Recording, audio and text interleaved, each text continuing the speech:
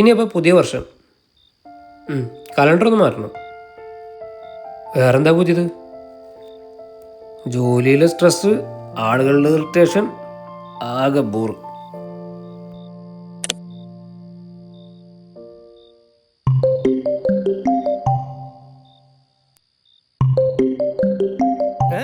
ഞാൻ തന്നെയാ.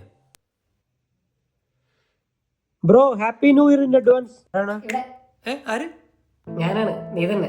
ഒരു വർഷം ഫ്യൂച്ചറിന്ന വിളി.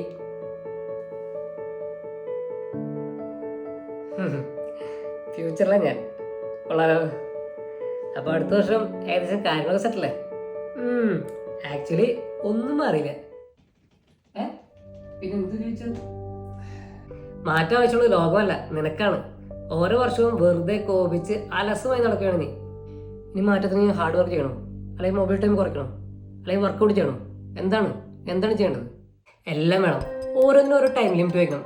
ഒന്നും നിന്നെ അഡിക്റ്റ് ആക്കാൻ നീ നിന്ന് കൊടുക്കരുത്. സ്മോൾ സ്റ്റാർട്ട്, കുറച്ച് കാം, കുറച്ച് പോസിറ്റീവ്. ശരിയാണെന്ന് തോന്നുന്നത് അങ്ങനെ ചെയ്യാൻ, ബാക്കിയൊക്കെ സെറ്റിലായിരിക്കും.